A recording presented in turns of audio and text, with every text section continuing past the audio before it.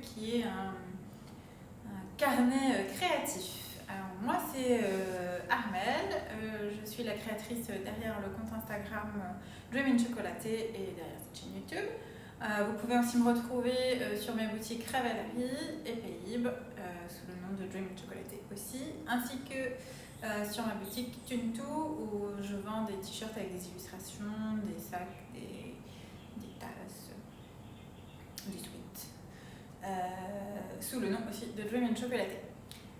Alors bienvenue chez moi. Alors je vous reçois ici dans mon atelier en Inde. Donc, si vous ne me suivez pas sur Instagram, depuis la dernière fois qu'on s'est vu, donc c'était il y a assez longtemps, je crois que c'était en décembre, j'ai déménagé en Inde, donc où je vis depuis janvier dernier. Voilà, donc là on est dans mon atelier. Je peux porter un pull parce qu'il y a la climatisation et donc il fait à peu près 25-26. Voilà. Alors, on va faire un petit point blabla rapido parce que peut-être que certaines se posent des questions sur comment est la situation en Inde actuellement. Parce que si vous suivez l'actualité, vous avez dû entendre parler de la catastrophe sanitaire due à la pandémie Covid-19. Je ne peux pas vraiment dire ce qui se passe en fait. Moi, ça va faire presque 4 semaines que je ne suis pas sortie de ma maison, je crois, parce qu'on a eu presque 3 semaines d'isolement dû à des cas de Covid chez nous, dans notre maison. Voilà, tout le monde va très bien. Quasiment personne n'a eu de gros symptômes. Donc voilà. Et plus le fait que tout est fermé, qu'il n'y a pas de raison vraiment pour moi de sortir. Donc je sais pas trop comment ça se passe à l'extérieur de ma petite bulle ici là. Et j'ai aussi arrêté de suivre les news. Voilà. Aux dernières nouvelles, c'est quand même pas brillant, dans le sens où il y a des pénuries de tout. Des pénuries d'oxygène, des pénuries de médicaments, des pénuries de vaccins. Je crois qu'ils ont tellement peu de vaccins que le prix du vaccin a quadruplé en l'espace d'un mois. Voilà, il y a des patients qui sont refusés dans les hôpitaux parce qu'il n'y a plus de lits, plus d'oxygène. Mais la situation n'est pas la même partout. Nous, on est dans une ville assez riche, au nord de Delhi, où on n'est pas du tout impacté comme à Delhi ou à Mumbai ou à Kolkata. Voilà. Ce qui est un peu complexe ici, c'est que c'est une ville qui a 3 statuts différents. C'est un territoire de l'Union, c'est la capitale du Pendjab, la capitale de l'Haryana. Donc pour prendre des décisions, c'est compliqué parce qu'il faut se mettre d'accord à 3 gouvernances. Qu'il y a des décisions qui sont prises dans le Pendjab qui ne sont pas prises dans l'Haryana. Enfin, bref, c'est un peu compliqué. Je crois qu'ils ont réussi quand même à s'aligner. Alors, pour vous donner un exemple un peu de complexité, donc en fait, nous dans la ville de Chandigarh. Chandigarh c'est collé à Mohali qui est dans le Pendjab et Panchkula qui est dans l'Haryana. Donc c'est les Tri-Cities, ils appellent ça ici. Et du coup, quand ils ont commencé à remettre des restrictions un peu plus importantes, il y avait un couvre-feu à Mohali, dans le Pendjab, à Mohali, mais pas à Chandigarh. Sachant que les activités de sortie, restaurants, bars, c'est plus concentré sur Chandigarh. Après, il y a eu un couvre-feu le week-end sur Mohali et un lockdown sur Mohali et Chandigarh et pas sur Panchkula. Et finalement, je crois qu'ils se sont mis à peu près d'accord. Donc il y a un couvre-feu à 18h jusqu'à 5h du matin, je crois. Il n'y a pas eu de lockdown. Voilà, donc tous les soirs à 18h, on entend la sirène qui nous avertit pour le début du lockdown. Voilà, et toutes les boutiques, restaurants sont fermés pour l'instant, je crois. Il ne reste que les commerces essentiels.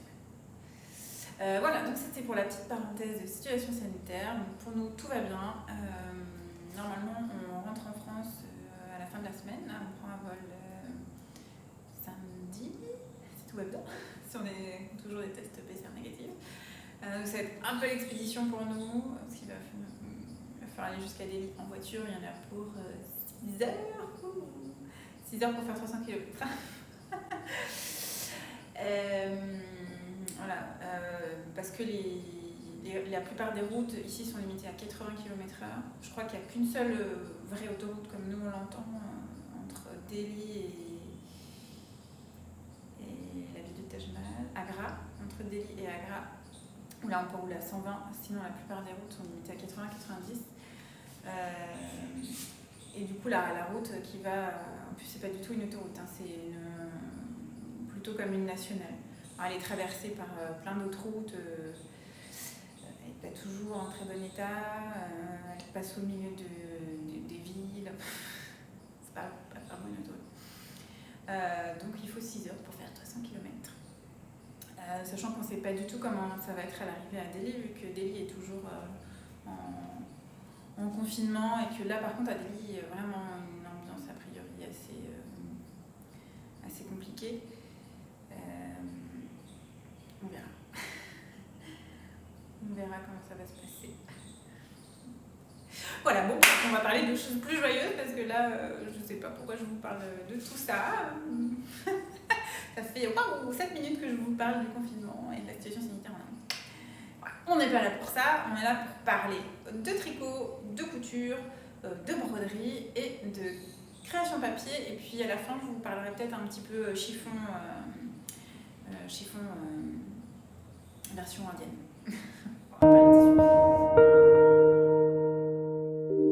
On va commencer par ce que je porte là. Donc je porte mon pull Courti, qui est un patron que j'ai sorti en juillet dernier, qui est un petit patron de pull printanier tricoté en fingering, dont la particularité est l'encolure dos très décolletée.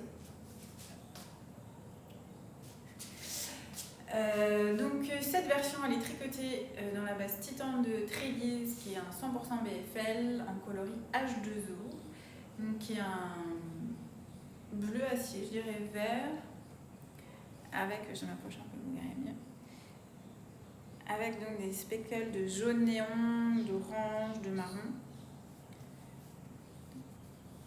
Voilà, qui est vraiment très joli, qui est très agréable à porter. Moi je vous l'ai déjà dit, je suis archi convaincue par le BFL, j'adore cette base. C'est un peu sec, mais moi ça ne me pique pas. Alors j'ai déjà porté ce pull sans rien en dessous, je le supporte sans aucun souci. Après bon, je ne suis pas une référence, je ne crains pas du tout les laines sèches. Bon après je pense que c'est aussi une question d'habitude en fait. Hein. Je porte beaucoup de laine qui sèche, donc je ne suis pas gênée par ces laines-là.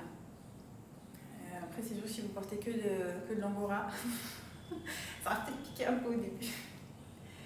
Voilà, donc quelle est la particularité de ce pull? Alors, c'est un petit pull pour cette version, parce que vous allez voir, je vais vous montrer l'autre version que j'ai tricotée, qui est dans le patron. Donc c'est une version crop qui est resserrée la taille, avec un petit motif en dentelle en côte un torse, qui a des manches 3/4 avec un petit rappel du motif sur les manches et une finition avec un I-cord et un petit volant, un petit lien qui tient l'encolure derrière. Il est monté avec des contiguous sleeves. Vous allez voir, donc les contiguous sleeves, en fait, c'est une technique qui s'approche un peu du raglan, mais qui a un rendu final proche des manches montées. Donc on commence par faire la ligne d'épaule en faisant des augmentations tous les rangs. Et après, on bascule que sur des augmentations sur les manches. Puis on repasse après sur des augmentations un peu plus raglan pour former joliment les manchures. C'est une technique qui est pas mal, moi j'aime bien. Parce qu'elle a l'avantage de raglan, c'est-à-dire qu'il n'y a pas de maille à relever pour les manches. Et elle a l'avantage de joli rendu des manches montées. Moi personnellement, les manches montées, c'est la construction que je préfère. Parce que je trouve que c'est plus joli. Et c'est plus joli aussi pour mon cas particulier. Enfin, j'ai des épaules assez carrées. Du coup, les manches montées, épouse mieux la forme de mes épaules. Et pour moi, je trouve que c'est plus facile à designer. Voilà. Il y a aussi une pince poitrine ici pour épouser les jolies formes féminines. Voilà. Pour cette version, c'est à peu près tout. Je vais vous montrer l'autre version.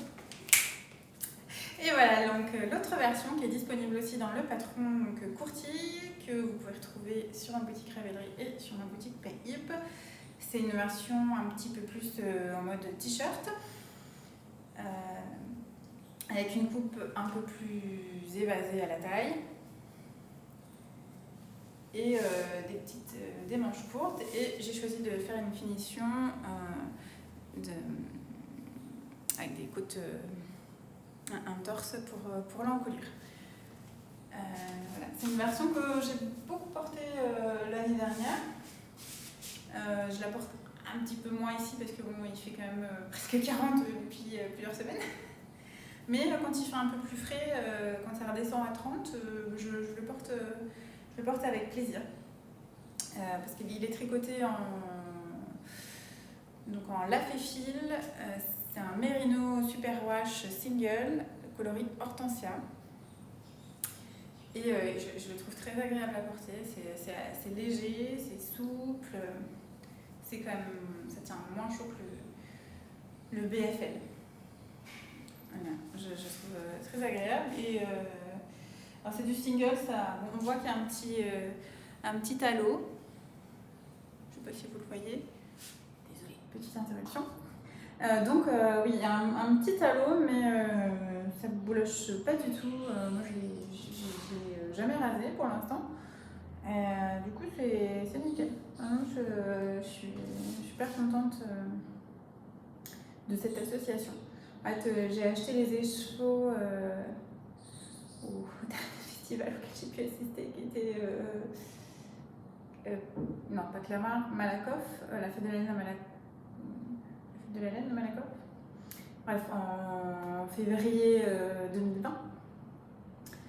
Et quand j'ai vu les écheveaux, je me suis tout de suite dit bah oui, non, mais ça va trop bien avec ce design, avec l'univers que j'ai créé autour de ce design, qui est un univers un peu rétro.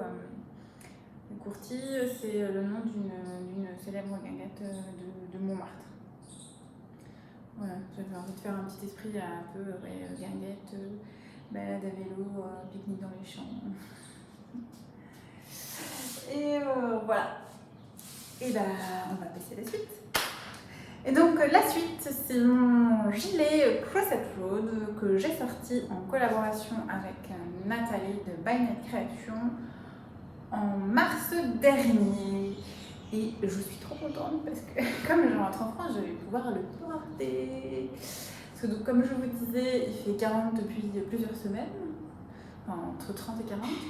Donc j'ai absolument pas eu l'occasion de le porter parce que j'ai dû le finir en février. J'ai dû finir de tricoter la deuxième manche en février. Il était déjà presque trop chaud pour le porter. Donc j'ai dû le porter pour faire la vidéo de présentation que j'ai faite sur Instagram. Et c'est tout. Voilà, depuis il fait dodo dans mon tiroir. Et là, j'ai cru comprendre qu'il faisait quand même encore un petit peu frais en France. Donc je vais pouvoir le porter. C'est clair que ça va être un des premiers trucs que je vais mettre dans ma valise. Voilà, ce gilet. Donc ce gilet, il est tricoté en Sirius DK de chez Nathalie. Highlight by Night. Je regarde la lumière, sinon vous n'allez rien voir. Et alors moi c'est inversé sur mon écran, j'espère que ça va pas l'être pour vous. Il faut que je regarde comment on change ça. Donc là, Sirius DKAC à 75%, oui, 75% BFL et 25% Gotland. Donc en DK, c'est 230 mètres pour 100 grammes. Et ça, c'est le coloris qui est éteint à la Garance. Donc, je suis désolée si vous avez déjà vu la petite vidéo de présentation sur Instagram où ça va être un peu des redites. Mais je pense qu'il y a des gens qui sont ici qui ne sont pas forcément sur Instagram. Donc je vais répéter quand même. Donc le gilet Pulsate Road. Donc c'est un gilet col châle à épaules légèrement tombantes qui est tout en texture. Alors pour vous raconter un peu l'histoire, c'est Kathleen, une des organisatrices du festival Exceptionnel, qui est un festival qui aurait dû avoir lieu en février dans l'est de la France, m'avait contacté en août-septembre, je crois, dernier, pour me demander si j'étais intéressée pour faire quelque chose à l'occasion de ce festival. Et elle m'a donné donc une liste des teinturières qui pourraient être intéressées pour faire une collaboration. Et dans la liste, il y avait Nathalie. Et ça fait longtemps que j'avais très envie de travailler avec Nathalie parce que j'adore son énergie, son enthousiasme et la façon qu'elle a de concevoir son travail, qui est extrêmement bien réfléchi, très abouti et qui est droite, vraiment droite dans sa démarche écologique. Et puis en plus, elle fait des super belles couleurs avec les plantes. Son coloris Garance, j'adore. J'ai pris aussi son coloris Kaishukushini là, qui est trop beau. J'ai hâte de le mettre sur mes aiguilles. C'est un peu, je sais pas si vous avez ça aussi, des laines en fait vous aimez tellement que finalement vous les tricotez presque jamais parce qu'elles passent par je sais pas combien de projets. C'est un peu ça. Je lui ai acheté le Ultralace et 3 écheveaux de Halo qui sont un mohair pour faire quelque chose avec une épaisseur un peu fingering mais en mohair, enfin avec du mohair. Et je sais pas, ces 4 écheveaux ont eu je ne sais pas combien de projets. Et là pour l'instant je suis arrêtée sur un projet. Je ne suis pas à l'abri de changer d'avis, parce que je vais pas pouvoir le monter tout de suite, donc on verra. Bref, donc c'est pas le sujet. Voilà, donc quand Kathleen m'a contactée, je pense que dans les 10 minutes après, j'ai envoyé un message à Nathalie pour lui demander si elle était intéressée. Et avec son enthousiasme communicatif, elle m'a répondu oui.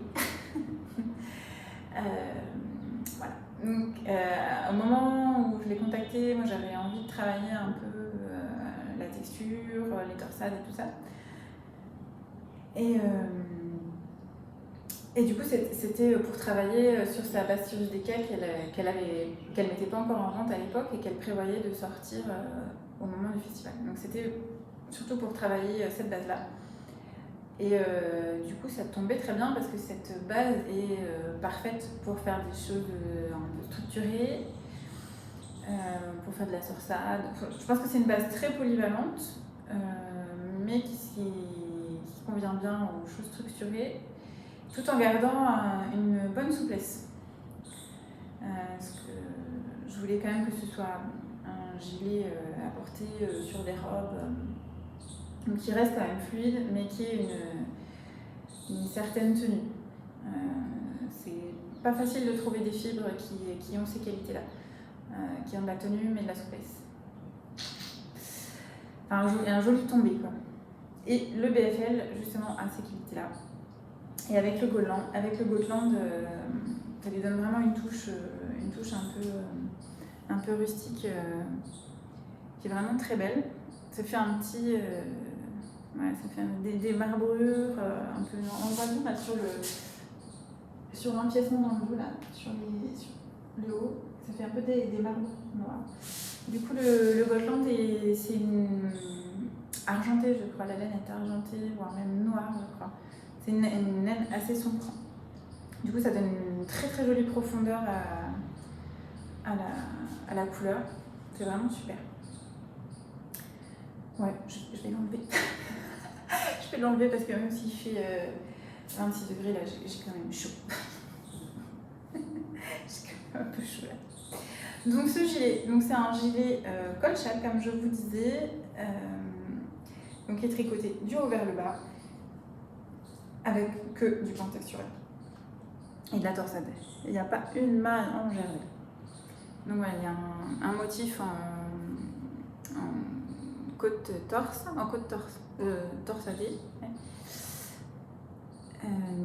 Un point texturé sur le corps et un autre motif qui fait sur la manchure et qui se retrouve sur le côté du corps. Voilà, ça a été un challenge pour moi l'écriture. Et c'est un gilet qui demande un petit peu de concentration. Quand vous téléchargez le fichier, quand vous achetez le patron, vous recevez 2 fichiers à télécharger. Il y a le fichier des instructions et il y a le fichier avec tous les diagrammes ou les explications écrites. La mise en place demande un petit peu de concentration. Par contre, je pense qu'une fois qu'on est parti, c'est beaucoup plus intuitif. En fait, ce sont que des lignes finalement qui vont dans un sens ou dans un autre. Une fois que la ligne commence à se distinguer clairement, c'est assez intuitif. Je dirais que la partie la moins intuitive, la plus compliquée, c'est cette partie-là, quand les lignes, en fait, vous êtes en train de tricoter, quand la ligne vient comme ça, vient vers vous.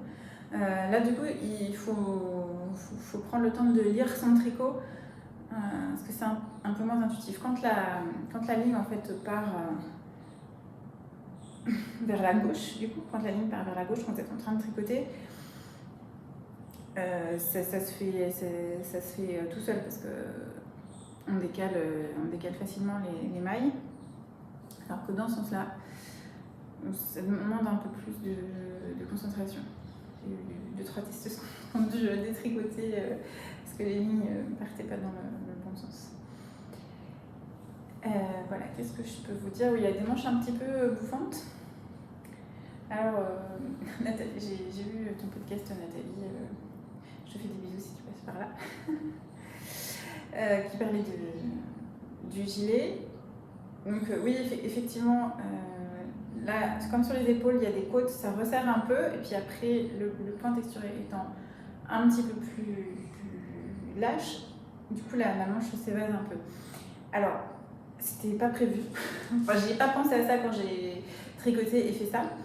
Et en fait, j'ai laissé comme ça parce que c'est vrai que c'est joli. En fait, ça limite la matière ici. Par contre, ça fait quand même un effet bouffant que je trouve joli. Et puis à la mode, en plus, on en voit partout des trucs comme ça où c'est serré ici et puis après ça s'évase. Donc c'est un heureux hasard, on va dire. Voilà, ça arrive. Hein. Des fois, dans les designs, il y a des trucs qu'on n'anticipe pas. Alors, des fois, il faut tout défaire, puis des fois, ça le fait. Voilà, c'était le cas. Voilà donc pour le gilet Crochet World que vous pouvez retrouver sur ma boutique Ravelry et ma boutique Payip. Et voilà, on passe à la suite maintenant. Alors la suite, c'est le gilet Sinuosita que j'ai sorti en collaboration avec Céline alias La Fabrique Poveda au mois de mars dernier aussi. Le mois de mars a été un mois archi chargé pour moi. Donc ce patron, c'est un patron de gilet col châle aussi, avec des manches montées, inspiration un peu victorienne, je dirais, avec une taille empire et une basque évasée et asymétrique, des poches qui sont en option, avec le jacquard à l'intérieur. Et donc un col châle tout en jacquard. Donc ce projet, il est tricoté, comme je vous le disais, avec une laine de La Fabrique Poveda. Je regarde la lumière. Alors le rose, c'est le coloris rosé et le jaune, c'est le coloris safran. Donc Céline, elle teint aussi avec de la teinture naturelle ça c'est une base La Bretonne, qui est une base qui est revalorisée par Boucle Laine. Donc c'est un mélange de mouton textile et de charolais élevés dans le Finistère. Donc c'est une laine de pays qui est un peu sèche, mais je pense qu'elle va vraiment gagner, qu'elle va s'adoucir et devenir de plus en plus moelleuse, se moelloniser, j'allais dire, avec le temps. Voilà. Je vais l'enlever aussi parce que j'ai chaud. J'ai chaud parce qu'en fait je suis sous les lumières, j'arrête pas de bouger.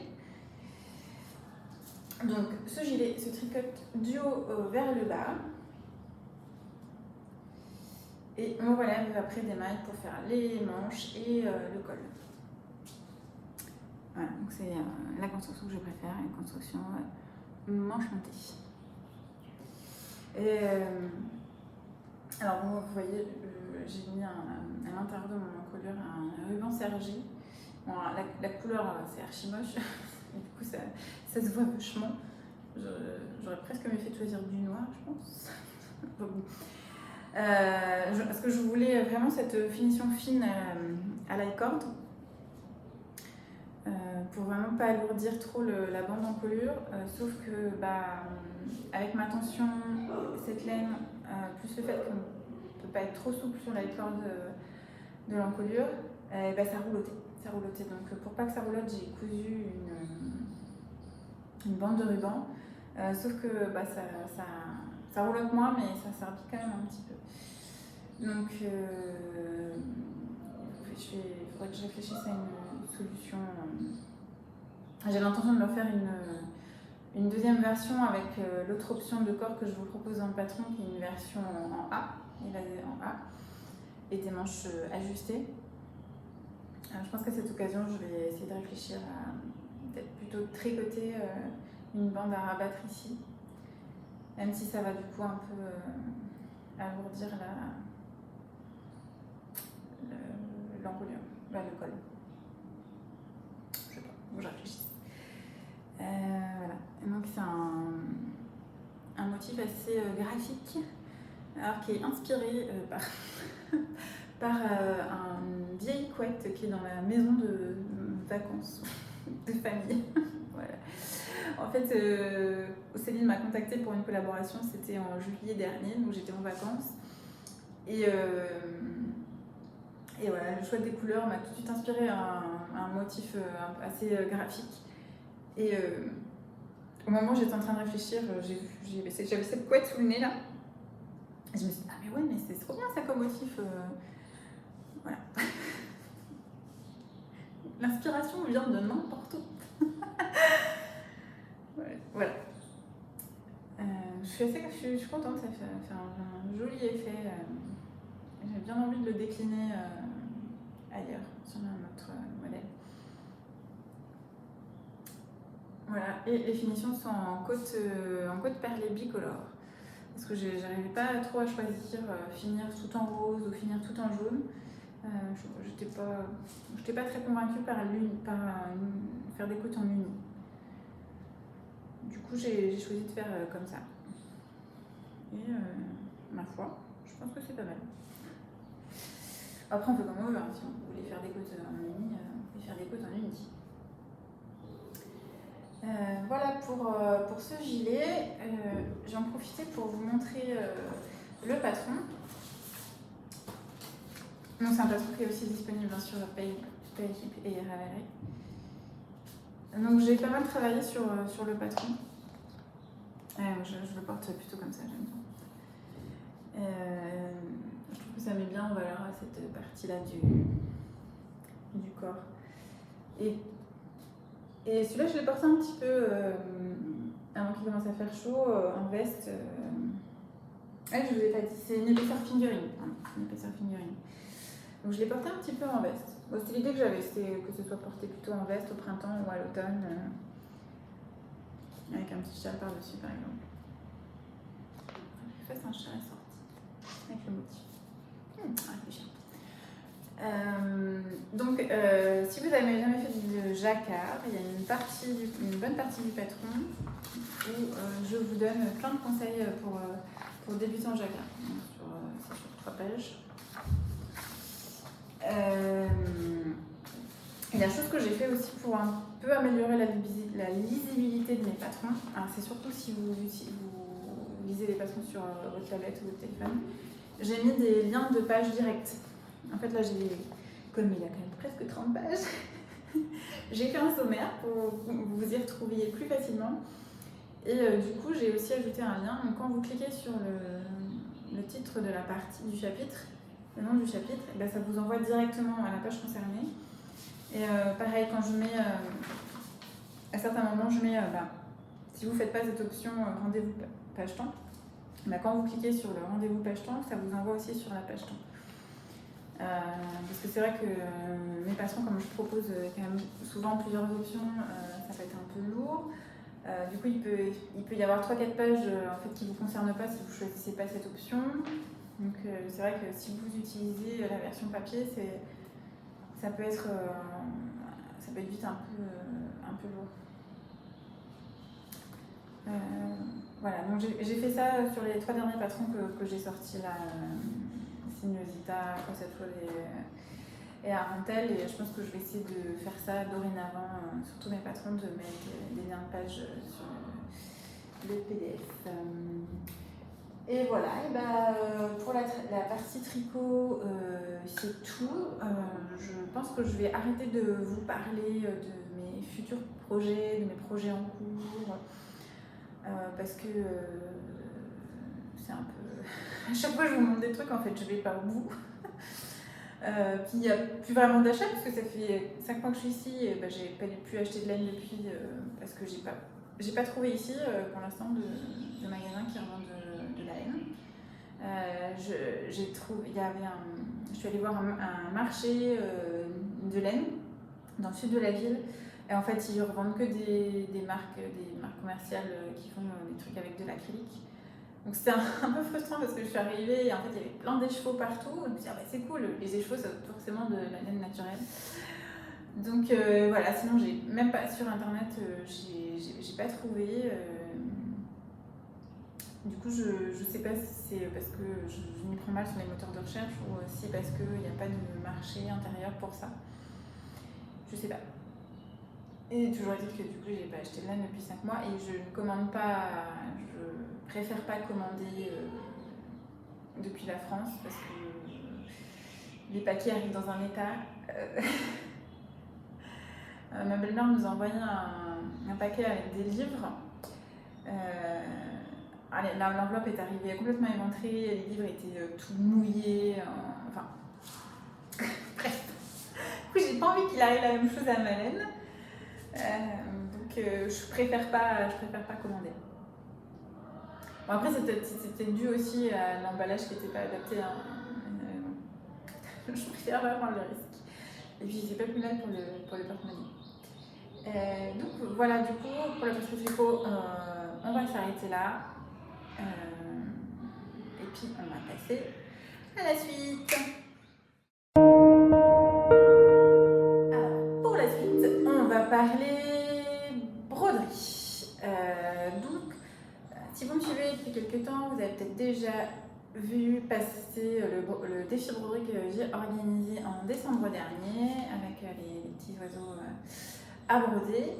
Et ça m'a beaucoup amusée, donc j'ai décidé de renouveler l'expérience. Et donc là, je suis en train de préparer le défi qui devrait arriver tout bientôt. Vous direz la date précise sur Instagram. Et donc, c'est un défi que j'organise en collaboration avec Céline de la Mercerie sur un film. Elle est en train de préparer des petits kits. On attend quelques produits qui devraient être livrés dans les jours qui viennent. Et donc, je vous en dirai plus sur la date, sur le début du défi. Donc, c'est un défi que je vais organiser sur 2 semaines avec une partie du motif à broder tous les 2 jours à peu près. C'est un motif qui est un peu plus gros que celui que je vous ai proposé la dernière fois, donc qui va demander un tout petit peu plus de travail. Alors, ce motif, Un motif très estival. Le voici. Normalement, c'est une exclusivité YouTube parce que si la chronologie est respectée, je ne devrais pas publier avant que vous voyez cette vidéo. Voilà. Donc c'est un petit verre de limonade un peu pimpé. Donc c'est un motif à 4 couleurs avec pas mal de points différents. Que des points, presque que des points qu'on a déjà fait dans le défi précédent. Et moi je l'ai mis sur un... J'ai cousu un petit sac à main rond. Ça fait des années que j'ai envie de me faire un sac à main rond. J'ai une petite obsession quand même pour les sacs à main ronds. Voilà. Très simple, hein, très simple. C'est juste 2 ronds. J'ai rien mis à l'intérieur. Je voulais faire simple pour faire mon premier essai. Je pense que je vais améliorer un peu le truc. Parce que du coup, c'est plus un sac genre pour aller à la plage, pour mettre son bouquin et son tricot. Ou un sac à projet qu'un vrai sac à main. Du coup, il est pas vraiment fermé, il n'y a pas de poche pour mettre le téléphone. Et il a une bandoulière Yako, je crois que c'est la marque. Donc c'est des bandoulières en cuir, on peut en trouver chez Lynn de la masserie sur un fil. Voilà, c'est super pratique à mettre, il faut faire un trou en vis et hop, ça fait. C'est trop bien. Et alors,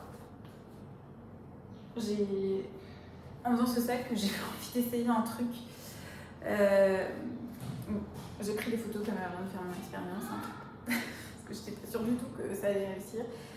En fait, j'ai essayé de cirer mon tissu pour que ce soit un peu plus résistant, que ça ne s'abîme pas trop avec la pluie et que la broderie ne se défasse pas. Parce que du coup, mettre une broderie sur un sac, j'avais un peu peur que du coup la broderie finisse par s'abîmer. Et du coup, je me suis dit, mais tiens, mais si j'essayais de le cirer à la cire d'abeille. Bon, c'est moyennement concluant. Du coup, je pense que j'en ai mis un petit peu trop, c'est pas très bien réparti. À mon avis, il faudrait essayer une technique pour le mettre au pinceau. Du coup, j'ai suivi un tuto comme pour faire les bead wraps. En fait, on met un peu de cire un peu partout, on passe au four 3 minutes et puis on laisse sécher. Mais du coup, ça fait que j'en ai trop là, pas assez là, c'est pas top. Faudra que je regarde s'il n'y a pas d'autre façon de faire pour une prochaine fois. Par contre, ça sent super bon. Ça sent trop bon. Ça reste d'abeille.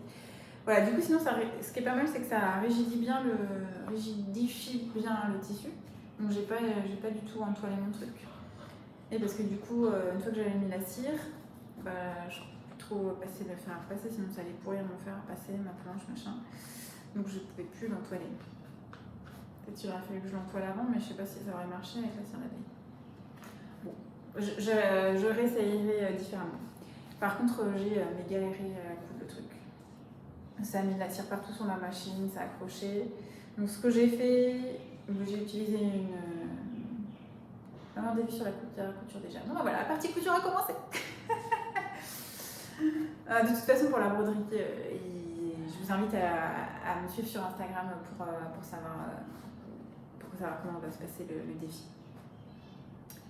Donc ouais, pour coudre, une fois que le bouton était ciré, c'était un peu la galère.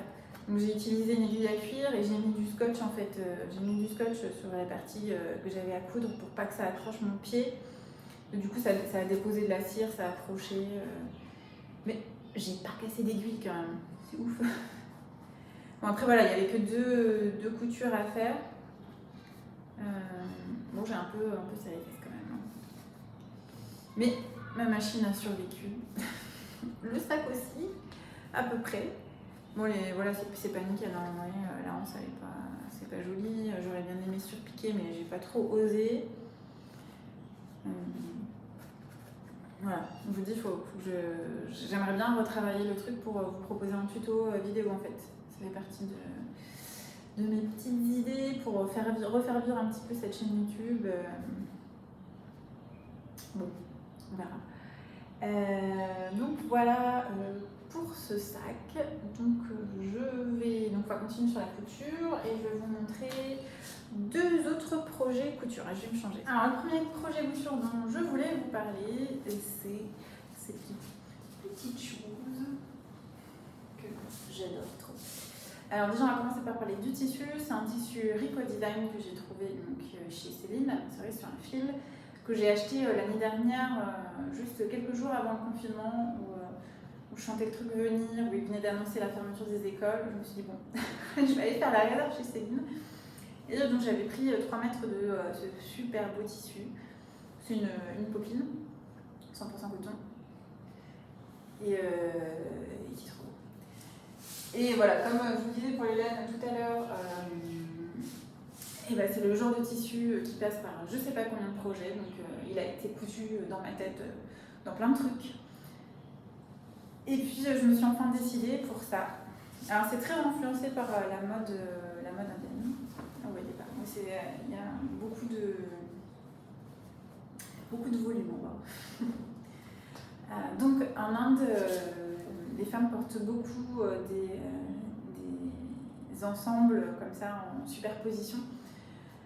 Soit elles portent des pantalons avec des tuniques qui s'appellent kurti ou kurta. Je crois que la différence entre kurti et kurta, c'est la longueur. Alors, mais je ne saurais pas vous dire qui est quoi. Est-ce que kurti c'est court ou c'est long? Je ne sais pas. Donc soit elles portent ça des tuniques avec des pantalons en dessous, ou alors elles portent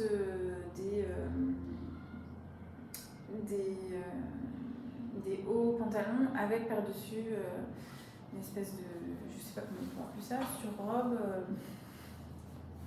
Voilà. Et moi je suis complètement fan. J'adore cette idée de superposition et en fait de porter une robe en pantalon.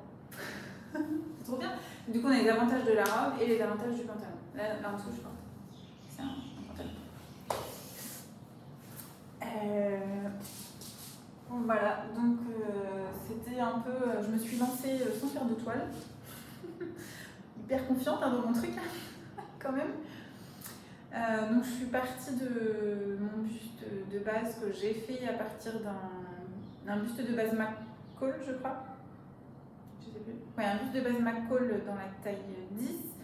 Du coup, que j'ai remodifié pour pour l'ajuster à ma morphologie. Et donc c'est mon buste de base que je transforme pour faire tous mes patrons maison. Je suis désolée si je ne vous parlerai pas de patrons commerciaux. En fait, j'en couds quasiment plus. Je couds que des trucs que je patronne moi-même. Donc là, j'ai pas fait des tonnes de modifications. C'est assez simple. Je suis restée sur la base du buste. J'ai juste modifié l'encolure pour que ça puisse s'attacher comme ça à la taille. Alors les manches, ça c'était pas trop prévu, mais par contre j'ai vraiment un gros problème sur le design des manches. En fait, les premières manches que j'avais faites, je pouvais pas faire ça déjà. Vous voyez, c'est un peu limite, mais alors je crois que je m'arrêter là. Je sais que c'est dû à des manques de tissu au niveau des pointes de carrure ici, là ou dans le dos, peut-être un manque de volume ici. Du coup, j'ai essayé de réfléchir à un truc pour pas perdre ma manche. Alors, du coup, j'ai coupé la manche en deux, j'ai mis un élastique pour donner plus de volume ici en fait. Le fait que je peux pas faire ça, c'est parce qu'il manque quelque chose ici, quoi. Soit ça vient de là, soit ça vient de là, soit ça vient de là, je sais pas. À chaque fois que je fais un projet, je remodifie la manche et à chaque fois je me retrouve avec un problème d'entrave. Là, ça va mieux. Mais bon, là, c'est pas grave. Voilà, je sais pas. Peut-être qu'au bout de la 20e manche, j'arriverai à trouver la bonne proportion. Bon, cela dit, je passe pas ma journée à faire ça, donc c'est pas grave. Hein. Ça reste quand même complètement portable. La plupart du temps, je me rends pas compte que je peux pas faire ça. Donc voilà. Et du coup, après, c'est une jupe à panneaux qui s'évase beaucoup et qui est légèrement froncée. Et fini avec une parmenture en bas. Voilà, alors, ça bouffe quand même beaucoup de tissu, hein, parce que j'ai mon coupon de 3 mètres y est passé, sachant que j'ai fait Tetris à mettre les pièces dans des sens pas conventionnels. Mais ça marche. Ah, donc, du coup, ça tourne. Bon, vous allez pas voir, c'est dommage. Je suis pas bien cadrée dans le bon sens. Ça tourne beaucoup. Et donc, forte de cette expérience et de cette réussite, j'ai fait une deuxième variation que voici, donc qui est cousue dans un tissu que j'ai trouvé ici. Alors, j'ai pas trouvé de laine, par contre, niveau tissu, là, c'est c'est trop bien. J'ai un magasin de tissus à un quart d'heure à pied de chez moi. Et en fait, on trouve aussi pas mal de tissus dans d'autres types de magasins. Il y a quand même beaucoup de magasins de confection ici, en fait, donc, où, du coup, on achète le tissu et les couturiers ou les couturières cousent directement le modèle que tu veux. Du coup, ouais, au niveau tissu, c'est trop le bonheur, quoi. Et souvent aussi, on trouve dans les magasins de prêt-à-porter, par exemple, des unstitched suits, où du coup, il y a 2,50 m de tissu pour faire le pantalon, 2,50 m de tissu pour faire la kurti, et la dupatta qui va avec. La dupatta, je vous expliquerai ce que c'est tout à l'heure. C'est de ça dont j'ai l'intention de vous parler après, en parlant chiffon.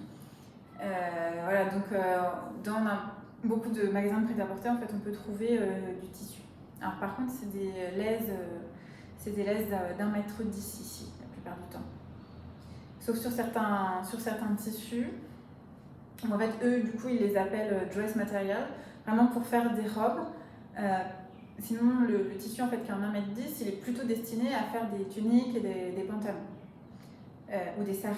Et je pense que le fait que ce soit en 1,10 m, c'est parce que c'est aussi c'est pour faire des saris. Donc les saris, c'est un grand métrage de tissu que les femmes s'enveloppent autour. Et donc du coup, pour que la hauteur soit bonne, pour la longueur soit bonne, 1,40 m, ce serait trop. Enfin, ce serait. Je pense que c'est ça. C'est un peu comme les tissus wax. Voilà, bon bref, donc ce tissu c'est un mélange au coton-lin et je suis archi trop fan du motif. Et même du tissu en lui-même, il est super agréable à porter, il est souple, il est super léger. J'ai tellement aimé ce tissu que je suis allée en racheter 5 mètres avant que les magasins ferment. Voilà. Donc ça c'est une variation du précédent modèle que je vous ai montré. Donc j'avais envie de faire cette idée de superposition, mais d'avoir quand même une chemise, enfin un haut qui ferme et que j'ai besoin juste de mettre en dessous un pantalon en fait. Donc du coup j'ai modifié mon patron de base pour que ça fasse une petite chemisette relevée. Et j'ai changé aussi la façon de nouer j'ai fait un petit nœud. Voilà, sinon la jupe c'est exactement la même chose, c'est des paniques et sévages froncés avec le. Ah par contre j'ai 3 mètres et j'ai pas réussi à faire tout rentrer. Parce que du coup je pense que là j'ai utilisé plus de tissu pour cette partie là. Du coup j'ai triché un peu. Alors puis j'ai essayé un truc aussi, alors ça c'était pas l'idée du siècle. J'avais envie que ça fasse quand même que ça fasse un beau volume en bas. Donc j'ai entoilé mes parmentures avec un entoilage hyper rigide. C'était trop la galère. C'était trop la galère à coudre. Ça se pliait pas bien. Enfin bon, du coup la parmenture correspondait plus après en niveau taille parce que ça s'était un peu rétracté au moment où j'ai collé l'entoilage. Enfin, c'était pas l'idée du siècle. Bon, ça marche quand même pas trop mal au niveau du volume en bas. Et en fait, la problématique, c'est que j'ai que cet entoilage. Ici, j'ai pas trouvé de boutique de mercerie en fait où on vend autre chose que du tissu. Vous voyez, tout le matériel Il y a des merceries où on vend beaucoup de passementerie, les fils à coudre, les boutons. Mais j'ai pas trouvé de boutique où on peut acheter de l'entoilage, je sais pas, des ciseaux. Il faudra peut-être que je demande, ça se trouve en fait c'est caché dans ces boutiques, l'entoilage. Du coup j'ai commandé sur internet et je pense que ce qui est indiqué c'est parce que j'ai reçu. Parce que le truc est hyper rigide, ça fonctionnerait très bien pour un sac, mais là pour cette partie-là, c'est pas génial. Au final ça fait quand même le job, hein. Et il n'y a pas besoin de souplesse là, donc ça le fait. Donc là, ça fait peut-être un peu moins, là, on voit que c'est un peu plus rigide. Voilà, et donc là, j'ai quand même un peu modifié mes manches. J'ai pas eu besoin de les ouvrir en deux pour pouvoir bouger, mais vous voyez, c'est pareil, hein, c'est pas non plus la folie, hein. Je peux pas faire de haut là, quoi. Mais encore une fois, ça me gêne pas non plus au quotidien. Voilà, par contre, je suis un peu plus entravée ici. Et donc ça, je pense que l'entrave ici, je crois que ça vient d'ici là. Là, il manque un peu de tissu. Il faudrait que je rajoute soit sur ma pièce d'eau, soit sur ma manche, un peu de volume, je pense. Peut-être sur ma pièce d'eau. On voit que ça tire un peu au niveau de la gamme. Bon, pour la troisième. J'améliorerai. Voilà, écoutez, pour la couture, c'est tout. Alors j'ai fait pas mal de choses, mais bon, je vais pas tout vous montrer non plus parce que sinon ça prendrait des heures et des heures, puis j'en garde pour le prochain. Voilà, donc on va passer à la partie création papier. Alors bon, du coup j'ai gardé ma petite chemise sur jupe sur robe, appelez-la comme vous voulez. Alors, c'est une nouvelle partie que j'avais envie d'introduire un petit peu. Alors, par où commencer? Comment est-ce que j'en arrive à vous parler création papier? Eh bien, on va commencer par l'année 2015. Donc, il y a quelques années, je me suis essayée pour décorer un peu la chambre de mon aîné qui avait à peine 1 an. Je me suis essayée à faire des espèces de créations en papier. J'avais fait un mobile avec une montgolfière en volume et des nuages en volume. C'était pas trop mal. Et j'avais essayé plein d'autres choses, mais en fait, je m'étais vite retrouvée limitée par mes connaissances techniques de l'époque. Voilà, parce que moi, j'utilisais peut-être pas le bon papier, j'utilisais que des ciseaux, j'avais peut-être pas la bonne colle. Enfin, et je connaissais pas aussi tous les outils numériques que j'utilise aujourd'hui pour faire du dessin digital. Et du coup, j'étais jamais satisfaite en fait de ce que je faisais. Je trouvais que ça faisait trop fait maison. Enfin, que ça faisait pas assez professionnel. Mais du coup, j'avais un peu laissé tomber. Et puis bon, comme je faisais aussi de la couture de tricot, j'avais quand même d'autres choses à faire. Je me suis pas retrouvée sans rien. Donc j'avais laissé tomber, j'ai laissé ça de côté, mais je l'ai quand même gardé en tête. Et puis, je sais pas, il y a quelques mois, je suis retombée sur le cahier où j'avais fait des croquis en fait de ce que j'avais envie d'essayer de faire en création papier. Et je me suis dit, ah mais voilà, c'est le bon moment là maintenant, Armelle, t'as les bons outils pour faire des jolis dessins. Ce serait peut-être le moment de réessayer de faire des trucs un peu plus aboutis. Et donc je me suis lancée à essayer et j'ai commencé par ça.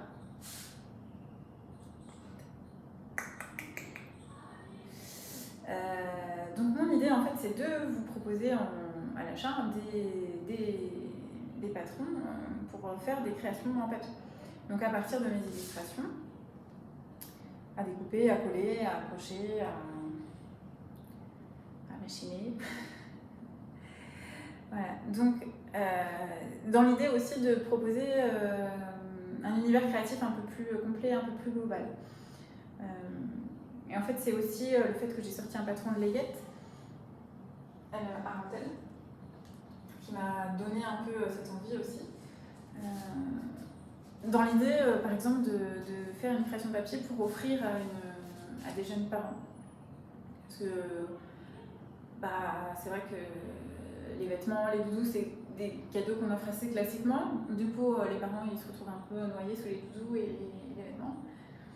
Et moi, j'ai tendance maintenant à offrir plutôt de la déco, même si bon, c'est un petit risque, hein, parce qu'on n'est pas sûr que la déco va matcher avec la déco que les parents ont choisie.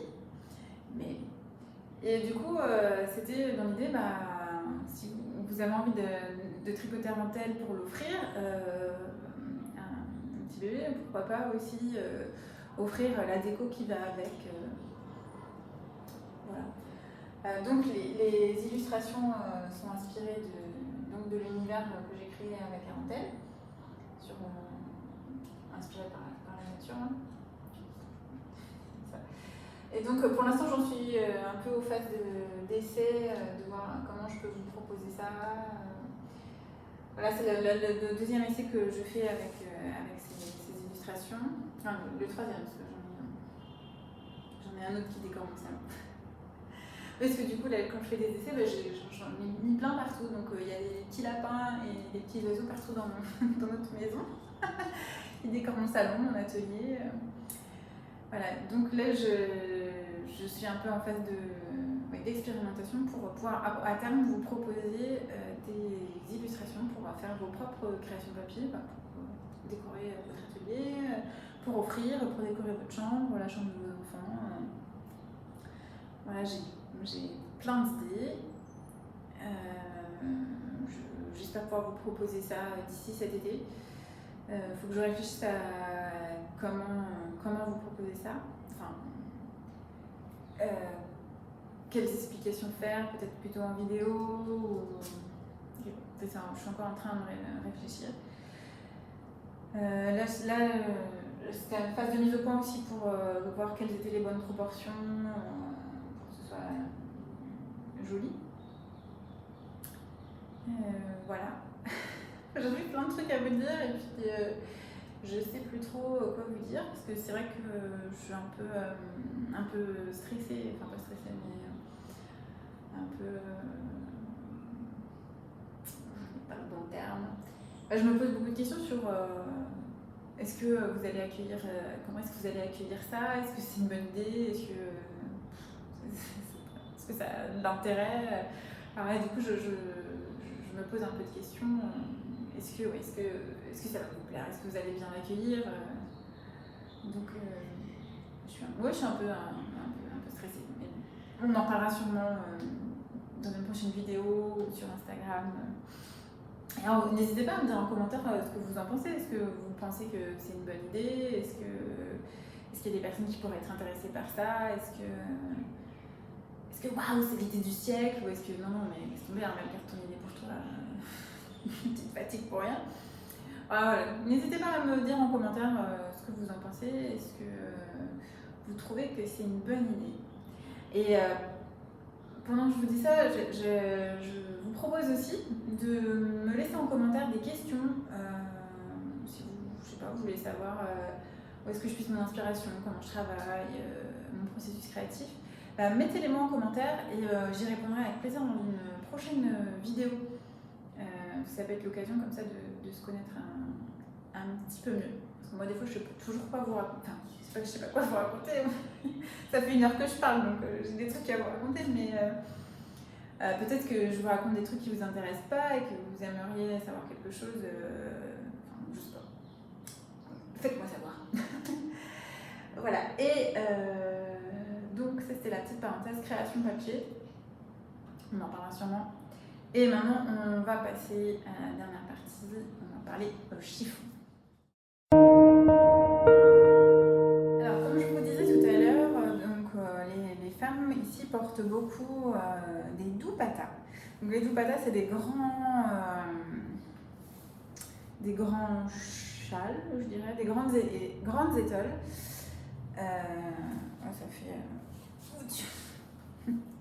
Ça fait 2,50 m, je pense, en longueur et bien 1 mètre en largeur à peu près. qu'elle porte. Alors elle le porte de différentes façons, soit elle le porte comme ça. Alors ça c'est plus pour les dupattas un peu légères comme celle-là. Elle le porte un peu comme ça. Ou elle le porte comme ça sur le bras. Alors ça doit peut-être être sur le bras droit je pense, mais bon. Voilà, un peu replié. Voilà, alors après, il y a des... Moi, je me suis amusée à regarder des tutos sur YouTube pour comment draper sa dupatta. Donc elle joue avec les sarrés aussi, ça fait des super jolis drapés de tissu. Alors je voulais vous montrer les quelques dupattas que j'ai collectionnés. Voilà, en fait, dès que je vois un truc qui me plaît, je le prends parce qu'en fait les produits restent pas longtemps en magasin. Enfin, quand tu reviens une semaine après, il n'y est plus. Du coup, je me suis fait avoir 2-3 fois comme ça. Du coup, dès que je vois un truc qui me plaît, je le prends. Et puis après, c'est peut-être des choses que j'offrirai, hein, je sais pas. Il y en a sûrement certaines que je vais transformer en veste d'ailleurs, en petite veste un peu courte. Bon, honnêtement, moi personnellement, je porte pas de dupatta. Je trouve pas ça très très pratique, mais peut-être que je me convertirai. Bon, en tout cas, pas avec les températures, là clairement, j'ai pas très envie. Peut-être que quand ce sera l'hiver, pour se tenir un peu chaud, c'est pas mal, hein. Comme ça. Ouais, ça va super bien avec Maro.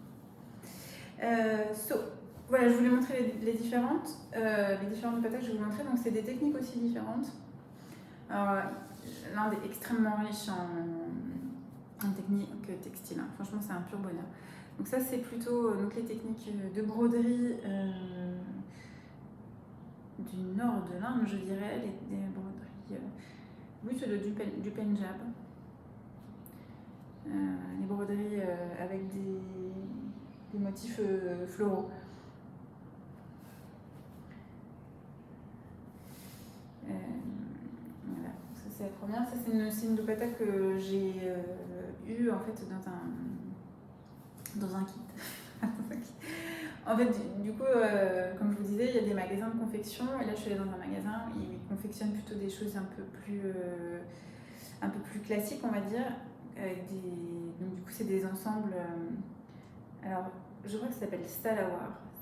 C'est l'ensemble un peu traditionnel du Pendjab, donc avec une tunique et un pantalon très bouffant, très large.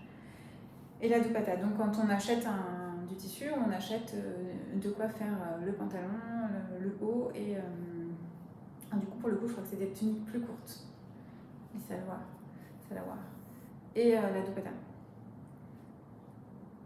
Et là, dans ce magasin, c'était principalement que des tissus en soie. Donc, c'est vraiment superbe. C'était pas donné. Je vous avoue, j'ai pris ça. En fait, on venait d'arriver il y a 1 ou 2 semaines. Donc, j'étais un peu comme une dingue dans ce magasin. Je voulais tout prendre. Bon. J'en ai pris 3 quand même.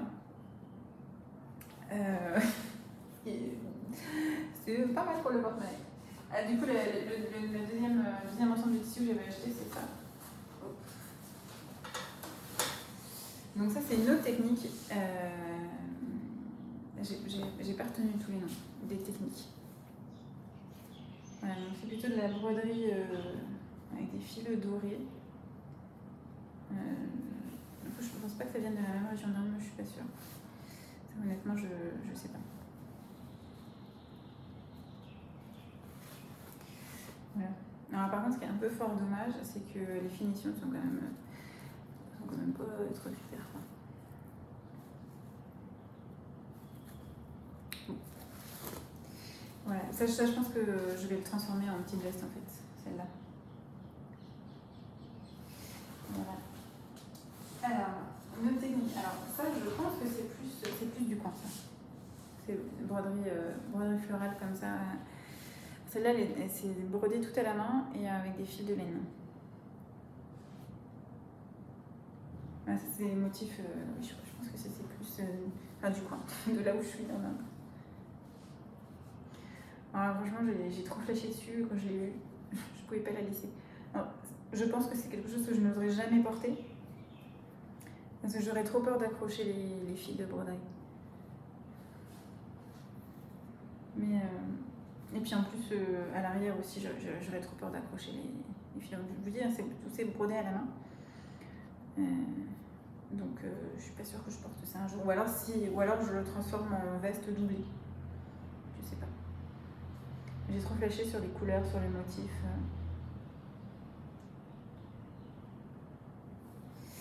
Voilà. Et à la dernière tata, donc ça c'est plutôt donc ça c'est de la peinture sur coton.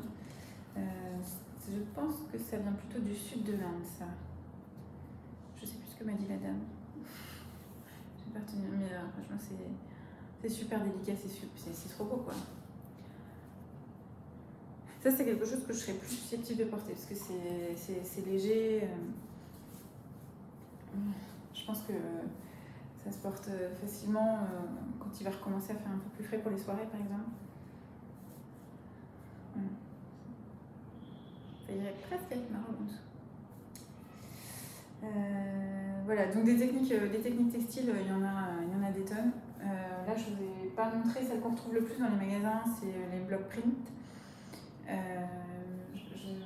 J'en ai pas mal de tissus comme ça, mais j'en ai pas sous forme de dupatta, je crois. Ah, et par contre, je peux vous montrer ça. J'ai acheté ça dans le magasin en pensant que je pourrais l'utiliser sur du papier pour jouer avec mes enfants, en fait, ça marche pas. C'est des petits blocs en bois qui sont utilisés pour faire les tissus en block print.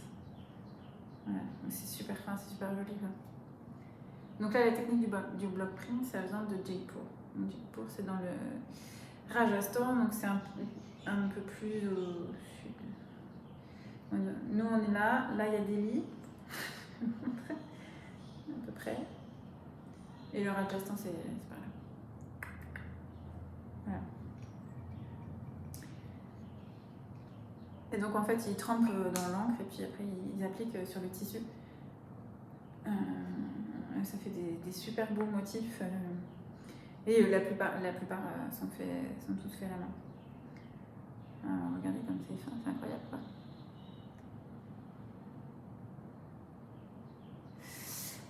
Et voilà, et ben je pense que ça va être tout pour cette fois parce que à mon avis j'ai des heures de montage qui m'attendent. Je ne sais même pas combien de temps j'en suis. Parce que j'ai coupé à chaque fois pour me faciliter le montage. Je pense qu'il y a au moins 1 heure de vidéo. Et ben je vous fais de gros bisous. Et je vous dis à une prochaine fois. Je ne vous dis pas quand parce que à chaque fois je ne suis pas capable de tenir des délais corrects. J'espère quand même pouvoir vous retrouver bientôt pour raconter d'autres choses. Faites attention à vous, restez à l'abri et n'hésitez pas à me dire en commentaire ce que vous avez pensé de cette vidéo. Si vous avez envie de voir des contenus un peu différents, qu'est-ce que vous aimeriez voir. Let me know. Allez, je vous fais des bisous, salut!